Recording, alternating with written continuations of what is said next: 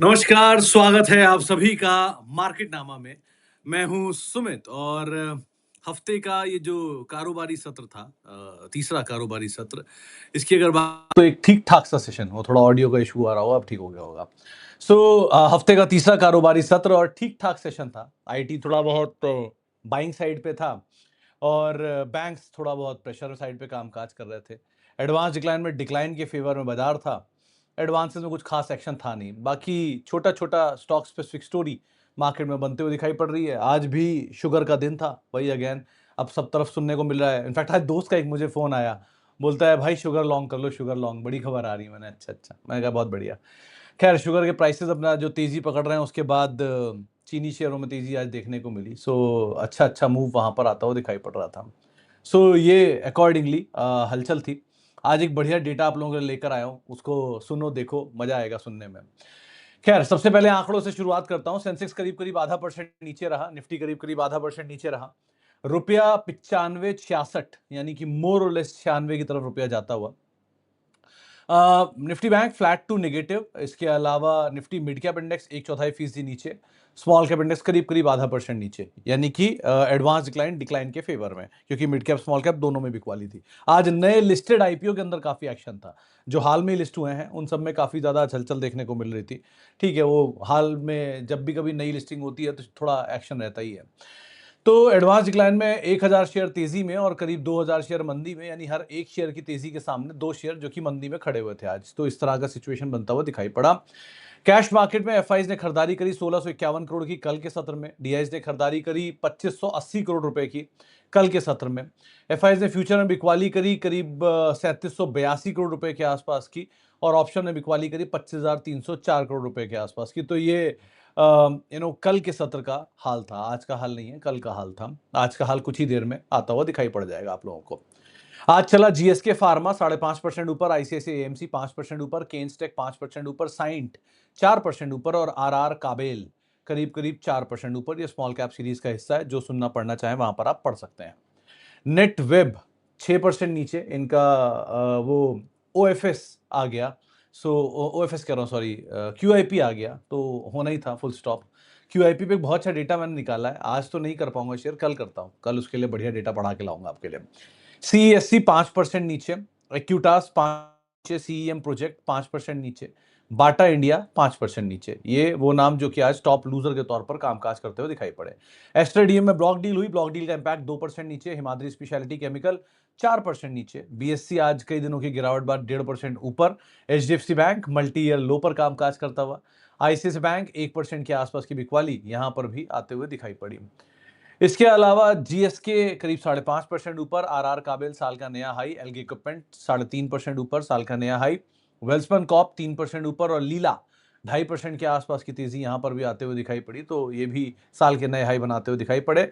साल के लो बनाने वालों में फर्स्ट क्राई नाम में ही है, और आदित्य बिरला लाइफस्टाइल करीब-करीब 2% नीचे, वर्लपूल 2% नीचे, केईसी 1% नीचे और आईटीसी करीब-करीब 1% नीचे। दो नाम याद रखना इसमें से, एचडीएफसी और आईटीसी। आगे इस पे बात होगी।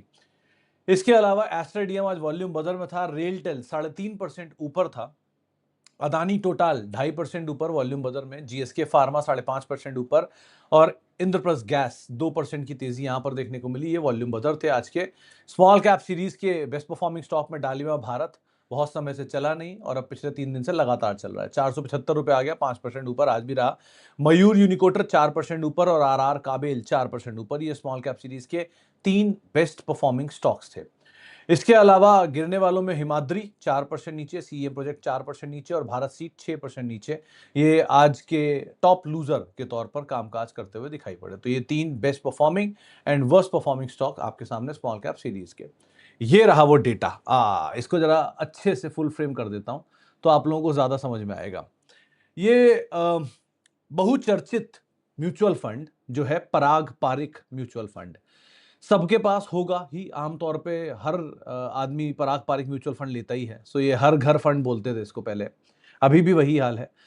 पिछले पराग पारिक म्यूचुअल फंड के मतलब स्टॉक्स जो लिखे हैं ना ऊपर की सूची में, टॉप 10 नाम, ये वो टॉप 10 नाम है जो पराग पारिक म्यूचुअल फंड की टॉप होल्डिंग है एज पर जून जो शीट उन्होंने भेजी है उसके हिसाब से एचडीएफसी बैंक उनके पास 8.5% है। उनके पूरे 1,40,000 करोड़ का एयूएम है पराग पारिक फ्लेक्सी कैप का। ये देश का सबसे बड़ा म्यूचुअल फंड है एयूएम के लिहाज से। इंडिविजुअली कोई एक स्कीम है, यानी कि अलग अलग स्कीम होती है ना फ्लेक्सी कैप की, आईसीआईसीआई की ही मल्टी कैप, ऐसे मल्टीपल स्कीम में से इकलौती स्कीम जो सबसे बड़ी है देश की वो है Parag Parikh flexi cap scheme, और उसकी टॉप 10 होल्डिंग है ये। HDFC bank 8.5%, power grid 6.5%, ITC 6%, ICICI bank 5.5%, coal India 5.5%, Bajaj holding 4.5%, Kotak Mahindra bank 4.5%, एम&एम 3.5%, एचसीएल टेक 3.5% और एक्सिस बैंक 3.5%। इन सबके सामने एक साल का रिटर्न लिखा हुआ है इन सारे स्टॉक्स का। एक भी ऐसे नाम नहीं है जिसने डबल डिजिट में रिटर्न दिया हो अदर देन एक्सिस बैंक, सबके सब नेगेटिव रिटर्न है। इसीलिए एक साल में पराग पारिक फ्लेक्सी कैप का रिटर्न भी नेगेटिव आया है 3.5%। जो लोग सवाल पूछते हैं कि ये फंड चल क्यों नहीं रहा, उसका जवाब ये है कि इनकी टॉप होल्डिंग जिनको मिलाएंगे अगर आप कॉलम 2 में जो नाम के आगे परसेंटेज लिखा हुआ है, ये सब जोड़ के 50% आता है। यानी 50% फंड की जो होल्डिंग है वो ये शेयरों में है, टॉप 10 शेयरों में, और उनका एवरेज परफॉर्मेंस पिछले एक साल का आया है 0.5% पॉजिटिव। सो वहीं से क्लियर हो गया कि इनका रिटर्न क्यों नहीं आता एक साल में, 3.5% नेगेटिव। इसके सामने 3 और म्यूचुअल फंड है, आईटीआई का 19.5% रिटर्न, क्वांट का 19.5% रिटर्न और एलआईसी म्यूचुअल फंड का 18.5% रिटर्न। ये फ्लेक्सी कैप है तीनों के तीनों, और ये तीनों बेस्ट परफॉर्मिंग फ्लेक्सी कैप है। उनके सामने पराग पारिक की सिचुएशन है, ये एक साल में हुई है। 3 साल में यही शेयरों का रिटर्न आपके सामने फिर से है, ग्रीन कॉलम में आप देख पा रहे होंगे, और ये सबका एवरेज रिटर्न आ रहा है करीब करीब 9-9.5% के आसपास। इसी ड्यूरेशन में पराग पारिक का रिटर्न आ रहा है 5.5 से 6% पॉजिटिव, और ICICI prudential 13.5%, ITI flexi cap 13.5% और बैंक ऑफ इंडिया 12.5%। ये तीन बेस्ट परफॉर्मिंग म्यूचुअल फंड थे उस ड्यूरेशन के, तीनों फ्लेक्सी कैप है। Again ICICI prudential flexi cap, ITI flexi cap, bank of India flexi cap, ये इन्होंने परफॉर्म किया है, और वहां पर सामने पराग पारिक फ्लेक्सी कैप का रिटर्न है। फिर आते हैं 5 साल का रिटर्न। 5 साल के रिटर्न में भी जो तीनों इनकी टॉप होल्डिंग है उनके रिटर्न्स आपकी स्क्रीन पर हैं, और इनके रिटर्न आए हैं मोटा मोटा इस समय 12 से 13% एवरेज। सो 11% पराग पारिक फ्लेक्सी कैप का रिटर्न है, which is reasonably good, not bad. लेकिन अगेन उनके सामने फिर 3 बेस्ट परफॉर्मिंग म्यूचुअल फंड जो है उसमें bank of India 16.5%, ICICI prudential 16% और एचडीएफसी फ्लेक्सी कैप करीब करीब 16%। तो यहां पर भी एक आउट परफॉर्मेंस और बेहतर फंड की है। सो एक साल में, 3 साल में, 5 साल में इनके रिटर्न्स नहीं आए। क्यों? क्योंकि इनके पास जो होल्डिंग्स हैं वो सारी की सारी वो हैं जिनमें रिटर्न नहीं जनरेट हुआ मैक्सिमम, और जब हुआ भी तो उतना नहीं जनरेट हुआ जितना बाकी फ्लेक्सी कैप कर पाए। फ्लेक्सी कैप का काम क्या होता है? फ्लेक्सी कैप का काम होता है ज्यादा से ज्यादा फ्लेक्सिबिलिटी रखना अपने फंड में, ताकि ऐसी सिचुएशन कभी आए तो अपने आप को फ्लेक्सिबली मूव करा पाए। सो यहां एक लर्निंग है। लर्निंग ये है कि आप अपने बेस्ट हॉर्सेस के ऊपर बेट तो करो, लेकिन कभी भी इतना बेट मत करो कि आप एजाइल ही ना रहो। सो थोड़ी एजिलिटी बनती है। यहां गलती पराग पारिक फ्लेक्सी कैप की है, वरना बाकी लोग भी यही गलती कर रहे होते हैं। सो पराग पारिक फ्लेक्सी कैप ने एक गलती करी कि ये अपनी एजिलिटी नहीं ला रहे अपने अंदर, और ला भी रहे हैं तो बहुत छोटे परसेंटेज में ला रहे हैं, जो शायद रिफ्लेक्ट नहीं हो रहा है। अब तक इन्हें इंटरनेशनल फंड बचा रहा है, अब आगे चल के देखते हैं क्या सिचुएशन रहती है। तो इनके लिए एजिलिटी लाना बहुत जरूरी है, और जितना जल्दी लाएंगे उतना अच्छा है, और थोड़ा रिस्क तो लेना बनेगा ही आप, मतलब तो ये हम सबके लिए भी है कि हमेशा हमारे जो best of the best stocks हैं वो परफॉर्म करें या ना करें, मेनी ए टाइम्स आपको ना एजिलिटी लानी होगी। हो सकता है कि आप अपने एचडीएफसी बैंक में, अपने टीसीएस में आप चेंज नहीं करना चाहते हो, मत करो, आप उनको वैसे ही रखो, लेकिन बाकी शेयरों में इतना एक्सपोजर बढ़ाते चले जाओ कि वो एक्सपोजर या उसका लॉस एटलीस्ट यहां से कवर हो जाए। सो एजिलिटी होनी बहुत जरूरी है, ये म्यूचुअल फंड में इस सिचुएशन को देख के समझ में आता है। सो वो पार्ट समझाने के लिए आज ये आंकड़े आप लोगों के सामने रखे थे। इसके बाद हमारा क्लास, जिसका रजिस्ट्रेशन कल बंद होने वाला है, इफ इन केस अगर आप में से कोई इंटरेस्टेड है तो रजिस्ट्रेशन कर सकता है, और 24 घंटे का ही समय बचा है। एंड लास्टली हमारा डिस्क्लेमर, जिसके ऊपर हम बातचीत करते रहते हैं। तो आज के पूरे दिन की ये दिशा दशा, एक अच्छा सा आंकड़ा पढ़ा था तो आप लोगों के साथ शेयर किया, और बाकी चीजें आपके साथ बाजार में कैसी कैसी सिचुएशन बनते हुए दिखाई पड़ रही है। चलो जी, अब शुरुआत करते हैं सवाल जवाब के सिलसिले की, और बातचीत कर लेते हैं कुछ सवालों को लेके। आप लोग सोचते हो कि टाइम वेस्ट कर देता है सवाल ना लेके। सर ये जो लर्निंग्स है ना, ये इन सवालों से कहीं ज्यादा जरूरी है। इनको अगर हम सुनते रहेंगे, समझते रहेंगे, तो धीरे धीरे अपने आप ही थॉट प्रोसेस बेटर होता जाएगा हमारा। सो इसलिए उनको डालना जरूरी रहता है। एनीवेज, चलो जी शुरू करते हैं sir. Thank you. Booked partial 25% gains in Dhabriya poly and invested the profit into gold ETF. Need your view if I can accumulate asset scale कर। Share is down despite delivering good result. लग तो रहा है doctor साहब, पहले तो thank you, all credit to you, obviously I am just a sign board. का फैसला बिल्कुल सही था, आपने सही किया कि इक्विटी से जो प्रॉफिट है उसका एक हिस्सा गोल्ड में डाल दिया, पूरा या हिस्सा, ये पूरा भी भले ही मत डालो, एक हिस्सा डालना चाहो तो वो भी डाल सकते हो। रही बात आपके कर की सिचुएशन, तो लग रहा है ठीक हो रही है। यहाँ पर 2-3 केस टू केस बेसिस पे स्टॉक पे नजर रखना, वो आपको समझ में तब आएगा जैसे अर्निंग्स जो अच्छी आई हैं इस बारी, उन सारी अर्निंग्स को शॉर्टलिस्ट कर लो कि ये कंपनियों की अर्निंग अच्छी आई है, और उसके बाद शेयरों को देखो जो जो करेक्ट हुआ है। जैसे एजीआई है, एजीआई की कई सारे फंड के साथ मुलाकात है, बंधन है, एसबीआई है, इनमें कई फंड्स के साथ मुलाकात कर रहे हैं वो लोग, एंड उनके नंबर अच्छे थे इस बार के। लाइकवाइज मतलब is an example, it's not any recommendation. तो ऐसी कई भी कोई कंपनी जिनके अच्छे नंबर आए हैं और उनके अंदर फंड्स मिल रहे हैं या सिचुएशन बेटर हो रही है, उनको आप आधार मान सकते हो, उन पे केस टू केस बेसिस पे नजर रख सकते हो। सो शायद वहां पर कुछ कुछ रिएक्शन बनते हुए दिखाई पड़ेंगे, तो आप अकॉर्डिंगली वहां पे कॉल ले सकते हो। लाइकवाइज एसएच स्केल कर भी है।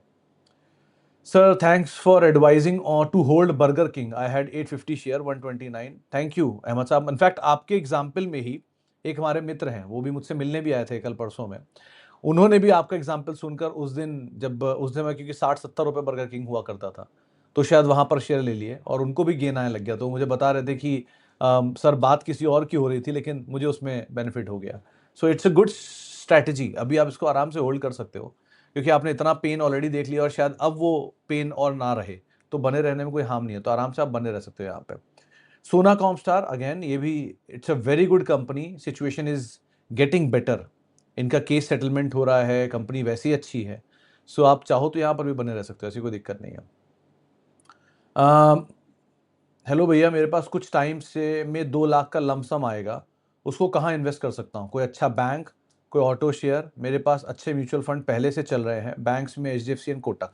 तो शर्मा साहब देखो, पहली चीज, दोनों अंडर परफॉर्मिंग बैंक है इस समय, कोटक भी और एचडीएफसी भी। दो, इनकी क्वालिटी खराब नहीं है, अगर क्वालिटी खराब होती तो पराग पारिक सबसे बड़ा होल्डिंग उसमें ना रखता। तो क्वालिटी खराब नहीं है, लेकिन सिचुएशन अभी इनके फेवर में नहीं है, इसलिए नीचे है। रही बात सर, अगेन अगर आपको लमसम आ रहा है, कितने समय के लिए आ रहा है मुझे नहीं पता, कितना आपने mid cap small cap load कर रखा है मुझे नहीं पता। दूसरा, आप उस पर कितना रिस्क ले सकते हो मुझे नहीं पता। आप पूरा 2 लाख का रिस्क ले सकते हो या पूरा 1 लाख का ले सकते हो, 50,000 का ले सकते हो, उस पर डिपेंड करता है। 3 जब आ जाए तब ज्यादा बेहतर बताना नहीं होगा, क्योंकि अभी अगर बोलूंगा कुछ चीज, वो तब तक बदल जाएगी। सर बाजार ऐसी चीज है कि आज का राजा कल का रंक होता है, ठीक है? आप HDFC bank is the best example, ये सबका favourite, FI favourite, only buy calls, only long, सब कुछ इसमें था, सारे बेस्ट फंड इसके अंदर बैठे हैं, हर बढ़िया ईटीएफ की टॉप होल्डिंग में एचडीएफसी बैंक है, लेकिन चाल के लो काट रहा है। सो कभी का राजा आज का रंक है, कोई बात नहीं, समय है, मतलब that is the beauty of time. आपको कभी भी कुछ भी दिन देखने को मिलते हैं, इसीलिए हमेशा, इसीलिए ये बात मैंने सीखी है कि be humble, have gratitude, keep learning, क्योंकि ये बदलता ही रहेगा और आप कभी भी रंक बनने के लिए तैयार रहो। सो इसीलिए ऐसा मत करो, अभी रुक जाओ, थोड़ा और समय दे दो, जब आपका पैसा आ जाएगा उस समय डिसाइड करेंगे क्या सिचुएशन बैठ रही है, क्या बेहतर है, क्या उस समय के हिसाब से बेहतर है, तब कॉल ली जाएगी। अभी के लिए एटलीस्ट आप थोड़ा पेशेंस रखो and just wait and watch the market. Sir is it right time to average VST tiller और should I wait for substantial fall? थोड़ा थोड़ा नीति जी कर सकते हो, 2-5 शेयर टाइप करके बैठते रहो आराम आराम से, क्योंकि यू नो अकॉर्डिंगली यहाँ पर जब मॉनसून के नंबर पिक होंगे तो इनके नंबर पिक होने चाहिए, वो शायद अगले क्वार्टर के नंबर पे आना चाहिए। सो थोड़ा थोड़ा तो आप पिक कर सकते हो, ऐसे कोई खराबी नहीं है, but in a very small and stagger way. Sir don't you think Parag may be thinking else and he may prove us wrong in terms of data? देखो अक्षय साहब, I love to be wrong, मतलब मुझे ना गलत proof होने में बड़ा मजा आता है, इसलिए क्योंकि सीखने को मिलता है। आप समझो, आप हारो तो माइटी से हारो, माइटी से हारने का फायदा ये कि आपको बहुत कुछ सिखा के जाएगा। ऐसे ही हार हार के यहाँ तक पहुंचे हैं सर। सो अच्छा है, मैं तो चाहता हूँ गलत प्रूफ कर दें एक पार्ट, ताकि उनकी लर्निंग या उनकी साइकी समझ में आए कि वो क्यों ऐसा कर रहे थे। तो ये तो बहुत अच्छी बात है अगर मैं हार जाऊं तो। दूसरी चीज रही बात, उन्होंने आईटी को बहुत सारा लोड किया नीचे, which was a Contra call what they have taken. ठीक है, वो कुछ हद तक अभी तक तो सही है। आगे अगर आईटी, ऐसा नहीं है कि आईटी खत्म हो जाएगा, IT will come back in a new shape, तो वो वहां प्रूफ होंगे। लेकिन हर बार क्या ये कॉन्ट्रा कॉल्स चलेंगी, ये एक। दूसरा, यहां प्रॉब्लम उनकी होल्डिंग में नहीं है, वो टॉप 10 होल्डिंग जिसको बना के रखे हुए रखें, कोई प्रॉब्लम नहीं है। जो मेरी सीमित जानकारी कहती है कि आपको नीचे के लेवल पे एजिलिटी लानी पड़ेगी चीजों में एक्सपेरिमेंट करने के लिए। आप खुद ये बात जानते हो कि जोमैटो ने पूरा गेम बदला है निफ्टी का। आज तक कभी ऐसा नहीं हुआ था कि कोई लॉस मेकिंग कंपनी निफ्टी का हिस्सा बने, जब जोमैटो गई थी तब, लेकिन वो बनी। इतनी जल्दी आईपीओ के बाद कोई कंपनी हिस्सी का निफ्टी का हिस्सा बन गई, वो भी न्यू एज। जो कंपनी शुरू ही 2009 में हुई है, 2016 में तो उस कंपनी का ऑफिशियल सब कामकाज शुरू हुआ है एंड वो निफ्टी का हिस्सा बन गया इतनी जल्दी। सो इतनी तेज चीजें क्यों बदली? क्योंकि जमाना बदल रहा है, चीजें बदल रही हैं। अब वो जमाना नहीं है कि आप रिलायंस जैसी कंपनी को दांव लगा के बैठे रहोगे 20 साल के लिए, बिकॉज वो अब उतने एजाइल रहे हैं कि नहीं रहे हैं, वो डिपेंड करता है ना। सो इसीलिए कंपनियां नए नए एक्सपेरिमेंट किए जा रही हैं। इन्फो एज ने इतने सारे इन्वेस्टमेंट किए, लेकिन उनके इन्वेस्टमेंट में जोमैटो काम कर गया और वो उनके लिए गेम चेंजर बन गया। सो लाइकवाइज है सर, थोड़ी एजिलिटी चाहिए। अगर आप नहीं करोगे तो आप ऑब्सोलीट हो जाओगे। ये मैंने भी सीखा है, जो मेरी टीम के लोग हैं उनसे और नई जनरेशन से जो मुझे मिलते रहते हैं, जो कुछ कुछ सिखाते हैं। आप बिलीव नहीं करोगे, एक इंटर्न थी मेरे अंडर में, उन्होंने मुझे पहली बार बोला था कि आप ट्विटर पे आओ। एंड मैं, मतलब I am really grateful for that person. उन्होंने मुझे बोला कि आप ट्विटर पे आओ, और मैंने कहा कि मुझे कौन ही सुनेगा, कौन ही देखेगा। बोले नहीं नहीं सर, आप करो, आप बहुत अच्छा करोगे। And I started tweeting, and since then Twitter is now at least 2 lakh follower I got, more or less. तो धीरे धीरे करके मुझे एजिलिटी समझ में आई कि नहीं, आपको चेंजिंग जनरेशन के साथ चेंज होना पड़ेगा, वरना आप ऑब्सोलीट हो जाओगे। सो आप ज्यादा करो कम करो, वो आपकी एपेटाइट पे डिपेंड करता है, लेकिन करना सबको है। आज मैं कर रहा हूं, कल जेंजी को भी करना पड़ेगा जब उनकी अगली जनरेशन आए खड़ी हो जाएगी। सो धीरे धीरे चीजें होंगी, तो इसलिए गलत पारंपरिक नहीं है। बस ये अच्छी चीज हो जाएगी अगर वो एक्सपीरियंस के साथ एजिलिटी मिला ले, तो वो मतलब इनविंसिबल है, फिर उन्हें हराना बहुत मुश्किल है।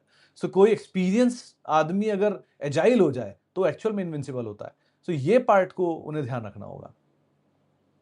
Again, in my limited understanding, sir request you to give me Reliance on Reliance. Sir Reliance जैसी कंपनी में आप बने रहो, रिस्क लिमिटेड होता है। कोई नीचे के लेवल पे लॉन्ग कर लो, बैठ जाओ, वही। लेकिन बात है ना कि 20 साल रखने लायक रिलायंस है कि नहीं, वो रिलायंस के नंबर्स पे डिपेंड करेगा। They are too big and too slow. आप समझो, वो ट्रेलर बन गया है। ट्रेलर धीरे धीरे धीरे चलता रहेगा, 10-12-15% चलता रहेगा। उस ग्रोथ के साथ आप चलते रहो। अगर आप कंफर्टेबल हो, you are completely fine with it. Portfolio का हिस्सा होना जरूरी है, लेकिन सिर्फ वही हिस्सा हो वो गलत है। ये चीज का आप ध्यान रखना।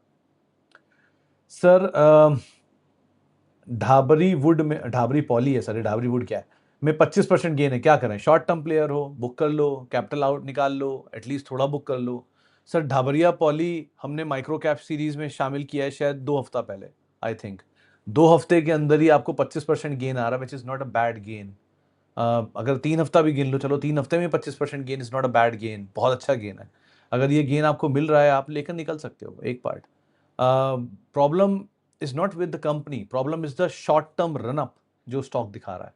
वो वजह से आप एटलीस्ट थोड़ा सा प्रॉफिट बुक कर लो, और नीचे मिले दोबारा ऐड कर लेना, वो तो आप सिचुएशन के हिसाब से कॉल ले लोगे। Sir GE Vernova T&D India appears expensive on conventional valuation metrics, yet its PAG is look attractive due to the expected earning growth।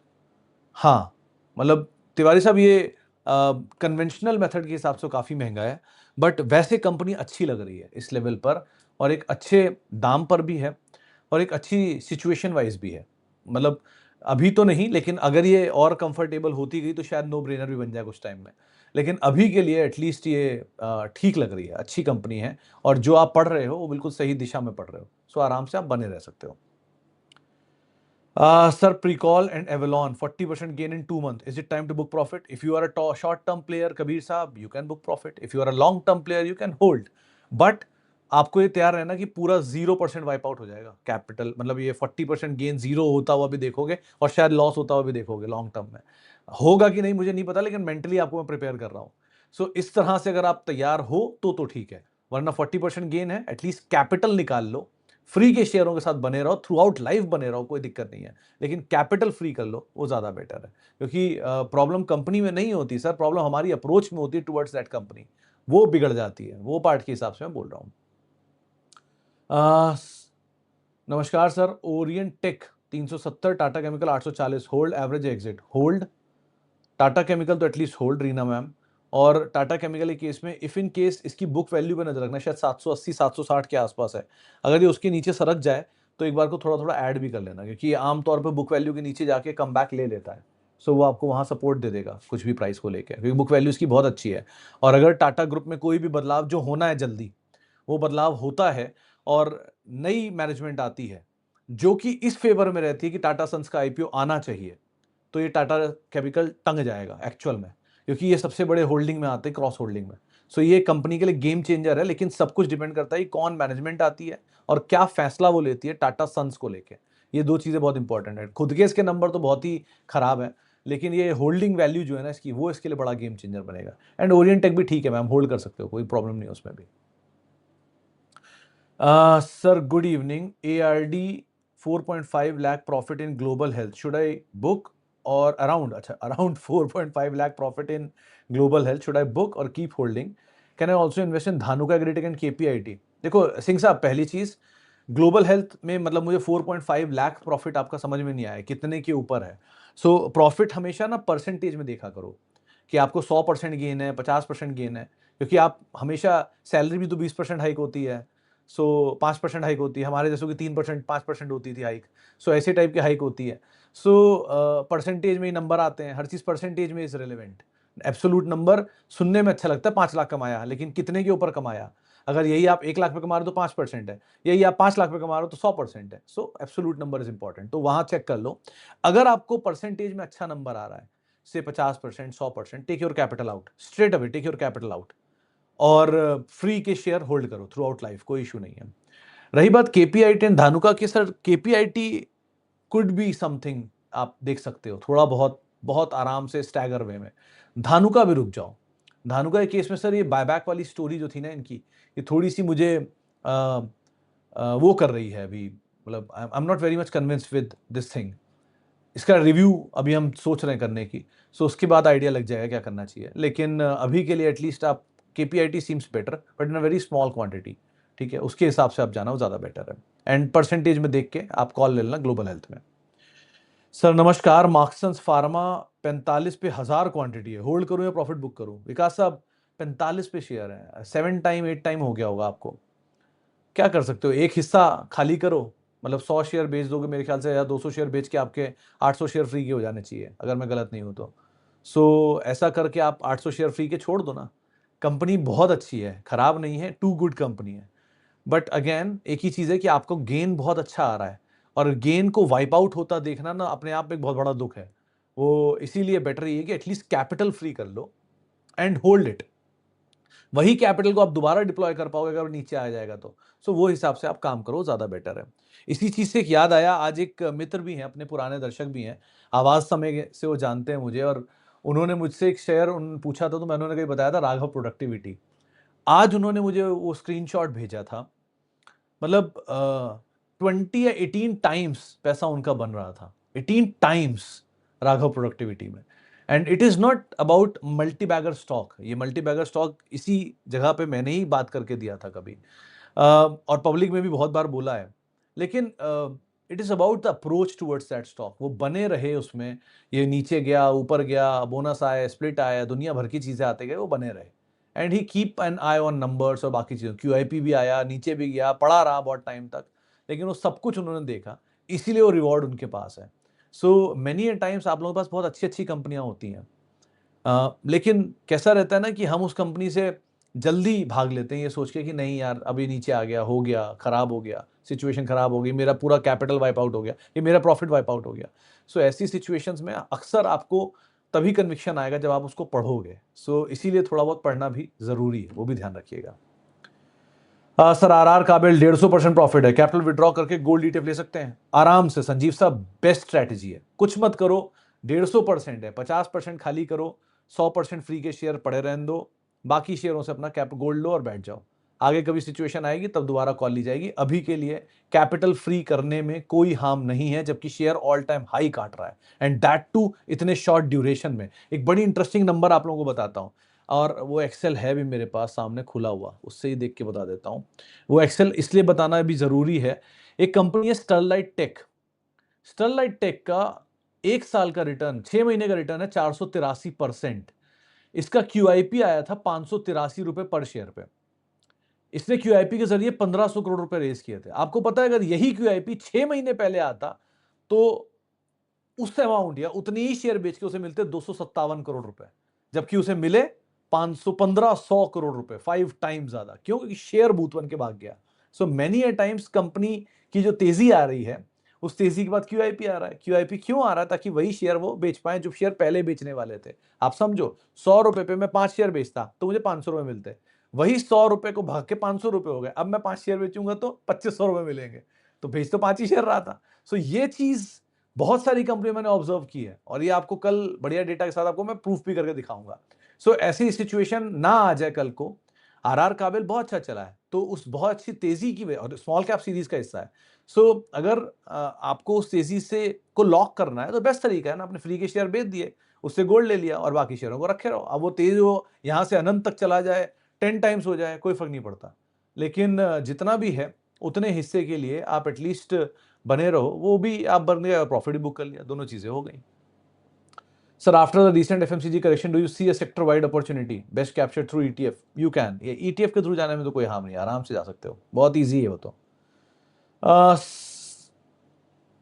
कहाँ गया sir? Nava limited Q on Q result अच्छा था, profit 133% इस quarter and revenue also good, but stock still going down. Can I start averaging if it's 18% down from buying price? You can, you can. Nava is a very good company sir, very very good company. मतलब इस company के आप business देखोगे ना तो ही आपको चक्कर आ जाएगा। They are into hospitals, mining, मतलब एग्रीकल्चर, मल्टीपल थिंग्स। माइनिंग के अलावा मेटल में है, माइनिंग में है, हॉस्पिटल्स में है। बहुत अच्छा डाइवर्सिफाइड बिजनेस है और बहुत अच्छी कंपनी है। 2-3 बार ये झटके देते के नीचे आता है, फिर उसके बाद वापस चल पड़ता है। चला बहुत था इसलिए ठीक है, थोड़ा बहुत हल्का हो रहा होगा, लेकिन अदरवाइज ये कंपनी वैसे अच्छी है, कोई कंपनी में हार्म नहीं है। आप अगर करना चाहो एवरेज तो थोड़ा थोड़ा कर सकते हो। Be slow, be steady, be stagnant, उसके हिसाब से ध्यान रखना।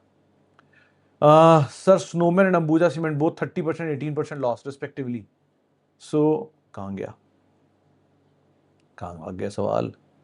हाँ, so can I go big chunks in? नहीं नहीं, अभी कहाँ बिग चंक, अभी तो वो होने दो पहले कंसोलिडेशन। अंबुजा में तो किसी भी हाल में सर चंक्स अभी नहीं बनते हैं जब तक कंसोलिडेशन के साइन पूरे नहीं होंगे। एक कंपनी 4 कंपनियों को मर्ज कर रही है सर। शीला फोम ने एक मर्ज की थी, उसको 1.5 साल लग गया, ये तो 4-4 मर्ज कर रहे हैं। जरा देखो तो कितना समय लगता है अभी।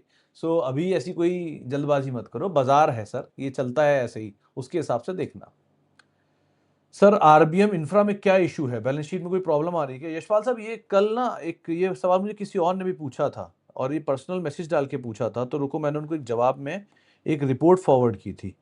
वो रिपोर्ट का स्क्रीनशॉट मैंने लेके रखा हुआ था अपने पास। एक बहुत अच्छी कोई रिपोर्ट आई थी एक ब्रोकरेज हाउस की।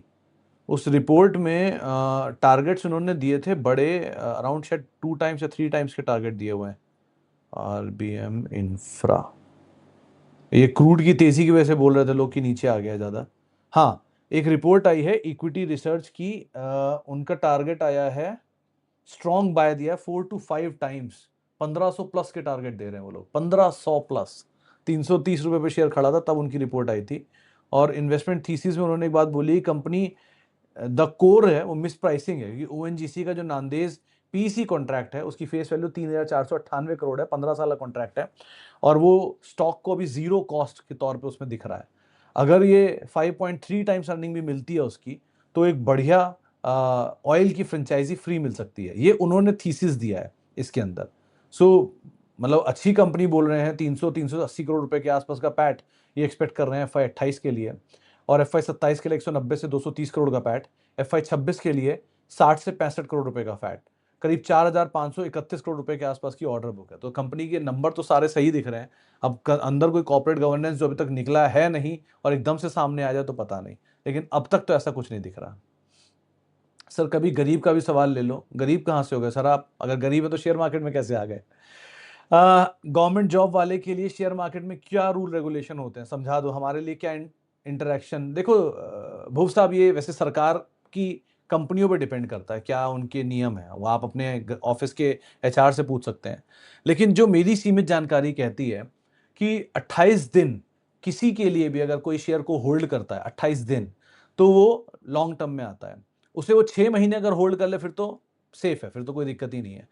आपकी कंपनी पे डिपेंड करता है कि आपकी क्या इंटरनल पॉलिसी है, तो वहां आप एक बार क्रॉस चेक कर सकते हो। लेकिन कोई भी कंपनी, कोई भी मतलब अनटिल अनलेस आप बहुत ही क्लासिफाइड इंफॉर्मेशन को ना होल्ड करो, तब तक वो आपको ऐसा नियम नहीं देती है कि आप शेयर बेच ना पाओ या खरीद ना पाओ। बहुत बड़े बड़े सीएफओ, सीईओ, एमडीज को मैं जानता हूं जो शेयर खरीदते बेचते रहते हैं, ठीक है, लेकिन उनकी एक टाइमलाइन होती है कि उस टाइमलाइन में ही बेचना है, डिस्क्लोजर के साथ बेचना है, तो वो डिस्क्लोजर देते रहते हैं, बेचते रहते हैं। सो आप शेयर अगर लेकर रखना चाहते हो तो रखो। आप म्यूचुअल फंड ले सकते हो तो बहुत ही अच्छा है, आराम से आप म्यूचुअल फंड खरीद खरीद के एसआईपी करो। सो आपके लिए बहुत कोई नियमों में ऐसी कोई दिक्कत होनी नहीं चाहिए, अनटिल अनलेस आप किसी क्लासिफाइड इंफॉर्मेशन को रखते हो या किसी ऐसे मंत्रालय में हो या किसी डिपार्टमेंट में जो बहुत ही क्रूशियल है। और प्लस आप इसका बेस्ट जवाब आपका एचआर आपको दे पाएगा। आप उनसे एक बार पूछ लो कि क्या नियम है, एक बार ही पूछ लो, उसको ही प्रिंट आउट निकालो, ऑफिस में चिपका दो, सारे लोगों को पता चल जाएगा और साथ ही साथ आपके साथ साथ सबका भला हो जाएगा। सो ऐसे करके आप काम कर सकते हो। तो maybe this is going to work for you. Anyways, ये सीमित जानकारी अगेन। चलो जी, बाकी बातचीत अब आप लोगों से होगी कल सुबह 8 बजे। कोई भी निवेश कर रहे हैं तो अपने वित्तीय सलाहकार की राय लेकर निवेश करिएगा। और बाकी आप लोगों से मुलाकात होती रहेगी। अगर कोई भी निवेश कर रहे हैं तो अपने वित्तीय सलाहकार की राय लीजिएगा, चाहे स्मॉल कैप में हो, माइक्रो कैप में हो, म्यूचुअल फंड में हो, मेरी कहीं भी शक्ल देखकर निवेश कर रहे हो, पहले वित्तीय सलाहकार की राय लीजिएगा, उसके बाद निवेश करिएगा। और बाकी मिलते हैं कल सुबह। फिलहाल के लिए इतना ही। नमस्कार।